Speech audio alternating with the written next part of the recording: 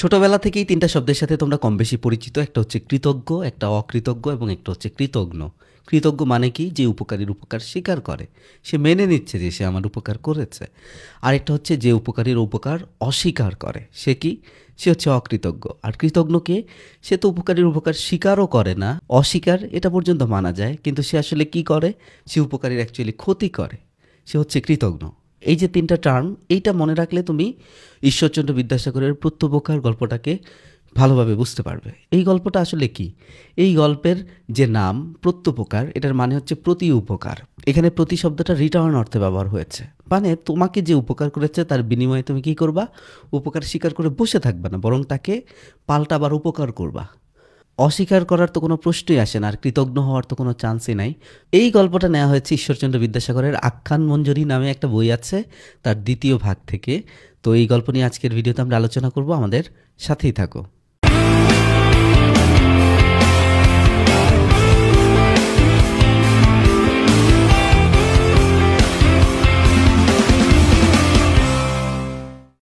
ঈশ্বরচন্দ্র বিদ্যাসাগরের প্রত্যুপকার গল্পে দেখা যায় একজন নিঃস্বার্থ উপকারী কিভাবে বহু বছর পর নিজের প্রাণদাতার প্রাণ রক্ষা করেন।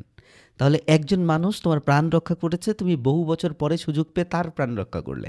এইটা হচ্ছে এই গল্পের মূল সুর।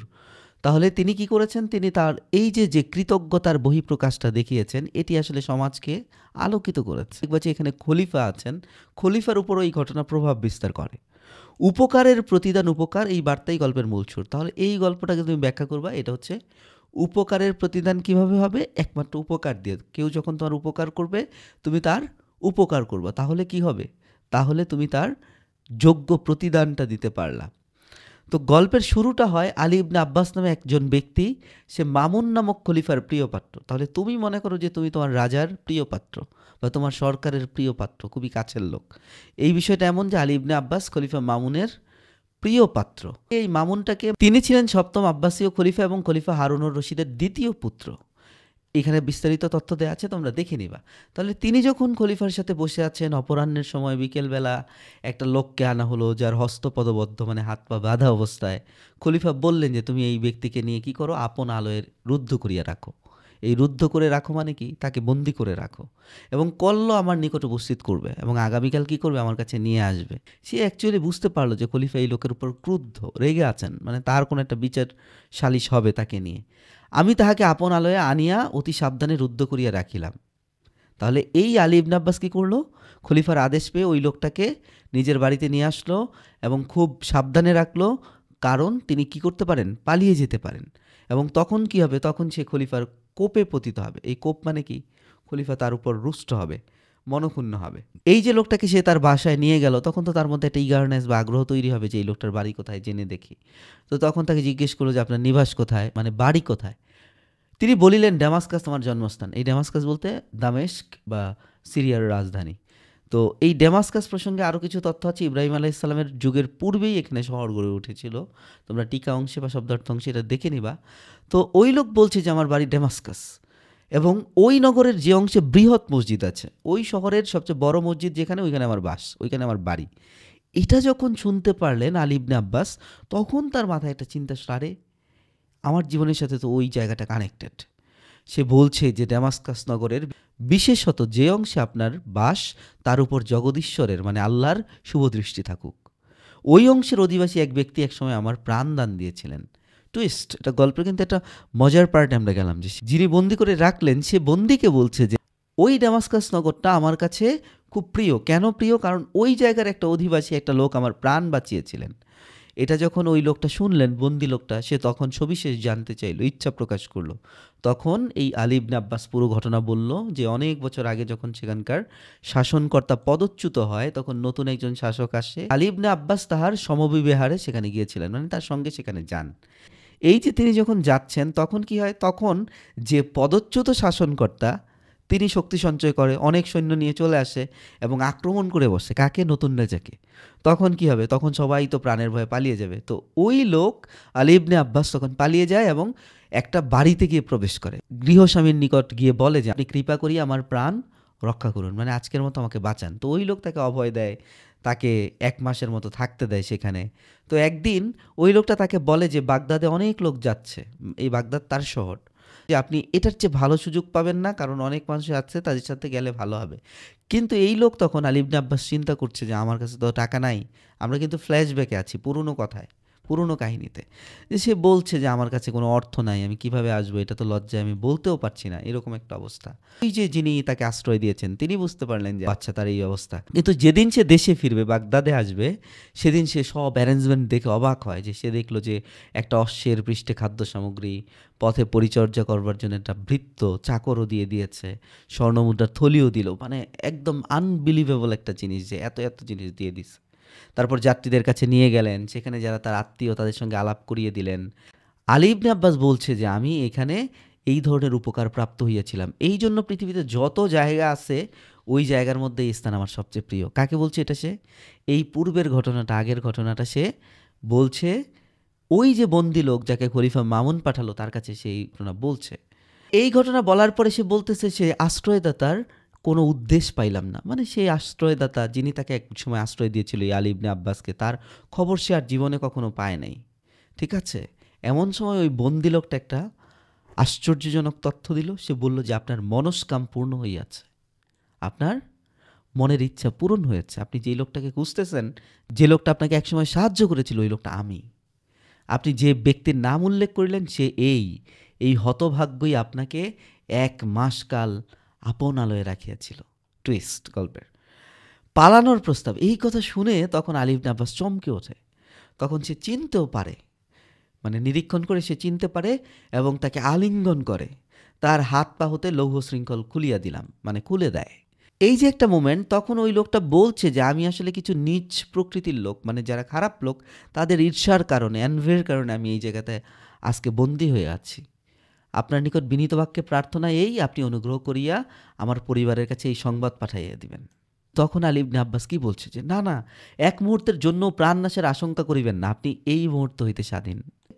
খলিফা মামুন যেটা বলেছিল যে তাকে কেয়ারফুলি রাখার জন্য, কেয়ারফুলি কিভাবে, সে যেন পালিয়ে যেতে না পারে।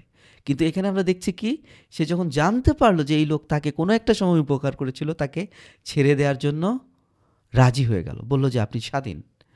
এই বলে পাথেয় স্বরূপ তাকে সহস্র স্বর্ণমুদ্রার একটা থলি, আবার ১,০০০ স্বর্ণমুদ্রার থলি দিল। এই থলিটা দিয়ে তাকে বলল যে আপনি অবিলম্বে প্রস্থান করুন, মানে এখনই ভাগেন এই জায়গা থেকে। আপনাকে ছাড়িয়ে দিলাম, এটার জন্য খলিফা আমার উপর মর্মান্তিক ক্রোধ এবং দেশ দেখাবে। দেশ মানে এখানে ভাগভাজন হবেন, আমাকে অপছন্দ করবেন, এটাতে কোনো সন্দেহ নাই। কিন্তু যদি আপনার প্রাণটা আমি রক্ষা করতে পারি তাহলে আমার কোনো দুঃখ থাকবে না, কারণ আপনি আমাকে একদিন প্রাণ দিয়েছিলেন। কিন্তু এই প্রস্তাব পাওয়ার পরে যে বন্দী ব্যক্তি, মানে ওই যে এককালের আশ্রয়দাতা, সে বলছেন যে আপনি যাহা বলিতেছেন আমি কখনোই তাহাতে সম্মত হইতে পারি না, আমি এই প্রস্তাবে আসলে রাজি না। কিছুকাল পূর্বে যে প্রাণের রক্ষা করিয়াছি, আপন প্রাণ রক্ষার্থে এখনে সেই প্রাণের বিনাশের কারণ হইব। মানে কয়েকদিন আগে আমি আপনাকে বাঁচাইছি, আপনি আমাকে ছেড়ে দিবেন, যেই প্রাণটা আমি বাঁচাইলাম খলিফা মামুন তো আপনাকে ধরবে, এমনও হইতে পারে যে আপনার প্রাণ চলে যাবে। তাহলে যে প্রাণ আমি বাঁচিয়েছি, এখন নিজের প্রাণ, আপন প্রাণ রক্ষার্থে আমি প্রাণের বিনাশ চাই না। আলী ইবনে আব্বাসের প্রাণের বিনাশ সে চায় না। তাহলে বোঝা যাচ্ছে যে এই লোকটার আসলে আত্মমর্যাদা আছে। সে যেই মানুষের জীবন এক সময় ফিরিয়ে দিয়েছিল, এখন সেই মানুষের জীবন নষ্ট করে সে নিজের জীবন বাঁচাতে চাচ্ছে না। তখন সে বলতেছে আপনি এতটুকু আমার জন্য করতে পারেন যে খলিফা যেন আমার উপর অক্রোধ হন, আমার উপর যেন রাগটা কমে, এইটার জন্য আপনি চাইলে কিছু স্টেপ নিতে পারেন। এইটাই একমাত্র আপনার এখন রাস্তা। পরদিন প্রাতকালে আমি খলিফার নিকট উপস্থিত হইলাম। তখন খলিফা জিজ্ঞেস করল লোকটি কোথায়, তাহাকে আনিয়াছ? এই বলিয়া তিনি ঘাতককে ডাকাইয়া প্রস্তুত হইতে আদেশ দিলেন। মানে যে মেরে ফেলবে, তাকে কেটে ফেলবে, তাকে প্রস্তুত হতে আদেশ দিলেন কে? খলিফা মামুন। তখন আমি তাহার চরণে পতিত হইয়া বিনীত ও কাতর বচনে বলিলাম, ধর্মাবতার, এই ব্যক্তির বিষয়ে আমার কিছু বক্তব্য আছে, যে আমি আসলে তার ব্যাপারে কিছু কথা বলতে চাই আপনাকে। তখন খলিফা ভাবল যে সে কি তাকে ছেড়ে দিয়েছি কিনা। তখন খলিফা বলল, আমি শপথ করিয়া বলিতেছি, যদি তুমি তাকে ছাড়িয়া দিয়া থাকো, এই দণ্ডে তোমার প্রাণ দণ্ড হইবে, আমি তোমার প্রাণ আজকে নিয়ে নিব। কিন্তু সে বলল যে আপনি আমার প্রাণ নিতে পারেন, সন্দেহ কি, কিন্তু আমি চাচ্ছি, আমি আপনার কাছে নিবেদন করছি যে আমার কথাটা একটু অন্তত শুনুন। তখন সে ওই পূর্বের ঘটনা সব খলিফার কাছে বলে। খলিফা মামুন কিন্তু সব বিষয়টা শুনছে। আলী ইবনে আব্বাস ওই সময় তাকে বলে যে, যে ব্যক্তির এরূপ প্রকৃতি ও এরূপ মতি, মানে যেই লোক এত ভালো মানুষ, অর্থাৎ যে ব্যক্তি এমন দয়াশীল, পরোপকারী, ন্যায়পরায়ণ, স্ববিবেচক, তিনি কখনোই দুরাচার নয়, তিনি তো খারাপ লোক হইতে পারেন না। তাহলে কিছু পরহিংসুক দুরাত্মারা, নিচ প্রকৃতির যারা খারাপ লোক, ঈর্ষার কারণে আসলে তার এই ক্ষতি করার জন্য প্রস্তুত হয়েছে, রেডি হয়েছে। ঠিক আছে? তো এই ঘটনা যখন খলিফা শুনলেন, এই খলিফাও তো ন্যায়পরায়ণ, তখন তিনি তাকে কি করলেন? ছেড়ে দিলেন। তিনি প্রাণদণ্ড হইতে অব্যাহতি পাইলেন। খলিফা তাকে বললেন যে, বলিতে গেলে তোমা হইতেই তাহার প্রাণ রক্ষা হইল, মানে তুমি আজকে আমাকে যে ঘটনাটা বললা, এই কারণে আমি তাকে ছেড়ে দিয়েছি। এই যে এই লোকটা যখন মুক্তি পেল, তখন আলী ইবনে আব্বাস আহ্লাদের সাগরে মগ্ন হয়ে গৃহে চলে গেল, ঘরে চলে গেল। খলিফা অবলোকন মাত্র প্রীতি প্রফুল্ল লোচনে সাদর বচনে সম্ভাষণ করিয়া বলিলেন, তুমি যে এরূপ প্রকৃতির লোক, মানে তুমি যে ভালো লোক, এটা তো আমি পূর্বে অবগত হইনি, কেউ তো আমাকে বলে নাই। এই কারণে আসলে আমি তোমাকে প্রাণ নিতে চেয়েছিলাম। প্রকৃত পরিচয় পেয়ে আমি কি হয়েছি? প্রীতিপ্রাপ্ত হইয়াছি, মানে আমি খুশি হয়েছি। এই বলে খলিফা তাকে কি দিলেন? মহামূল্য পরিচ্ছদ, মানে পোশাক দিলেন, 10টা অশ্ব ঘোড়া দিলেন, 10টা খচ্চর দিলেন, 10টা উট দিলেন। উপহার দিয়ে ডেমাস্কাসের রাজ প্রতিনিধির নামে একটা অনুরোধপত্র, রিকোয়েস্ট লিখে খলিফা বহু সংখ্যক অর্থ দিয়ে তাকে বিদায় করলেন। এই গল্পটার বিভিন্ন দিক যদি বিশ্লেষণ করি, আমরা দেখব যে এখানে নিঃস্বার্থ পরোপকারের কথা আছে। যে কোনো একদিন আলী ইবনে আব্বাস যখন বিপদে পড়েছিল, তখন কিন্তু ওই লোকটা তাকে কি করেছে? হেল্প করেছে। তাকে 1 মাস লুকিয়ে রেখেছে প্রাণের ঝুঁকি নিয়ে। এই আলীকে তখন আলী ইবনে আব্বাসকে সেভ করেছে। তাহলে এইখানকার একটা শিক্ষা আছে যে উপকারে প্রত্যাশা থাকে না। তুমি যখন মানুষকে উপকার করবা, ওই লোক যখন প্রথম তাকে উপকার করেছিল আলী ইবনে আব্বাসকে, তখন তো সে কোনো রিটার্ন চায় নাই। পরের যে দিকটা গল্পের মধ্যে আমরা পাই, সেটা হচ্ছে কৃতজ্ঞতা এবং প্রত্যুপকার। মানে এই গল্পে আমরা দেখি যে আসলে অ্যাকচুয়ালি কীভাবে রিটার্ন দিতে হয়। আলী কিন্তু বহু বছর পর্যন্ত মনে রেখেছে এবং তার সাধ্য মতো চেষ্টা করেছে, এবং এইটাও বলেছে তুমি চাইলে এখন চলে যেতে পারো। তাহলে এই যে কৃতজ্ঞতার যে অবসর, এটা যদি আমরা সুযোগ যদি পাই, তাহলে এটা অ্যাপ্লাই করা উচিত। এবং এখানে কিন্তু আলী ইবনে আব্বাস বলছিল, যদি আমি তোকে উপকার করতে পারি, তাহলে আমার মৃত্যুকালেও কী থাকবে না? কোনো ক্ষোভ থাকবে না। তবে এই গল্পের সবচেয়ে গুরুত্বপূর্ণ দিক হচ্ছে আত্মমর্যাদা। ওই লোকটা যখন এই অফার পেল যে তুমি চলে যাও, তুমি তো আমাকে একসময় বাঁচিয়েছ, আমি খলিফার এক ধরনের রোষের শিকার হব তোমাকে ছেড়ে দিলে, এটা জানার পরেও সে যখন তাকে ছেড়ে দিতে চাইলো, তখন ওই লোকটা কি করলো? ওই বন্দি ব্যক্তিটা কি করলো? বন্দি ব্যক্তি বলল যে, আমি এত নিচাশয় ও স্বার্থপর নই, আমি এত খারাপ না, আমি যেই প্রাণ কিছুদিন আগে রক্ষা করছি, ওই প্রাণের ধ্বংসের কারণ হবো, এটার জন্য আমি রাজি না, এটা আমি করতে চাই না। তাহলে তার মধ্যেও কি আছে? আত্মমর্যাদা আছে। আবার খলিফা মামুনের ন্যায় বিচার এবং মহানুভবতাও দেখি। সে কিন্তু তাকে মাফ করে দেয় এবং শেষে অনেক অনেক গিফট দিয়ে কি করে? তাকে দেশে পাঠায়, ওই বন্দি লোকটাকে। ঈর্ষা ও মিথ্যা অপবাদের ক্ষতি। কিছু লোক ঈর্ষান্বিত হয়ে যে মানুষটার ক্ষতি করতে চাইলো, এটা তো আসলে ভালো কোনো বার্তা দেয় না। মানবিক মূল্যবোধ, এই গল্পে আসলে আমরা 3টা মানবিক মানুষ দেখি, 3জনই ভালো মানুষ। আলীও ভালো মানুষ, ওই উপকারী ব্যক্তি যে বন্দী সেও ভালো মানুষ, এবং খলিফা, সবাই দয়া, কৃতজ্ঞতা, সৌজন্য, মহানুভবতা দেখিয়েছেন। এবার আমরা ঈশ্বরচন্দ্র বিদ্যাসাগর সম্পর্কে কিছু তথ্য জেনে নিই। তার জন্ম 1820 সালে, তার মানে প্রায় 200 বছর আগে। অনেক আগেকার লেখক। বীরসিংহ গ্রাম, মেদিনীপুর, পশ্চিমবঙ্গ, ভারত। তার উপাধি ছিল বিদ্যাসাগর। তাকে অনেকে বলতো দয়ার সাগর। তিনি অনেক দান করতেন। ইভেন মাইকেল মধুসূদন দত্তকেও কিন্তু তিনি দান করেছেন যখন তিনি বিপদে পড়েছিলেন। তিনি শিক্ষা লাভ করেছেন, কলকাতা সংস্কৃত কলেজের ছাত্র ছিলেন। প্রথমে সংস্কৃত, পরে ইংরেজি ভাষায় পাণ্ডিত্য অর্জন করেন। তিনি পণ্ডিত ছিলেন, শিক্ষাবিদ ছিলেন, সমাজ সংস্কারক ছিলেন, খ্যাতনামা লেখক ছিলেন। বাংলা সাহিত্যে তার অনেকগুলো অবদান আছে, যেমন সুশৃঙ্খল পদবিন্যাস, কীভাবে একটার পর একটা পদ আসবে, লাইন আসবে, যথাযথ জ্যোতিচিহ্নের প্রয়োগ, এই যে আমরা দাড়ি কমা ব্যবহার করি, এটা কিন্তু তার অবদান। তিনিই সুন্দরভাবে সাজিয়েছেন।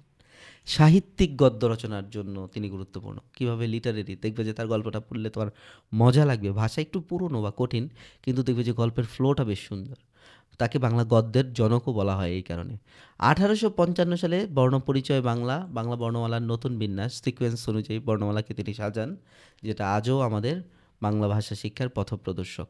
তার উল্লেখযোগ্য কিছু গ্রন্থের নাম হচ্ছে বেতাল পঞ্চবিংশতি, ব্যাকরণ কৌমুদী, শকুন্তলা, বিধবা বিবাহ প্রচলিত হওয়া উচিত কিনা, এতদ বিষয়ক প্রস্তাব। এই পুরোটা কিন্তু একটা লাইন। এই যে বিধবা বিবাহ থেকে শুরু করে প্রস্তাব পর্যন্ত, এই পুরোটা একটা বইয়ের নাম। সীতার বনবাস, ভ্রান্তিবিলাস, এগুলো লিখেছেন, এবং তার মৃত্যু হয় 29 জুলাই 1891 সালে। আশা করছি তোমরা পুরো বিষয়টা নিয়ে সম্যক ধারণা পেয়েছো।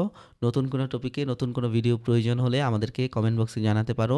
দেখা হবে নতুন কোনো টপিকে নতুন কোনো বিষয় নিয়ে।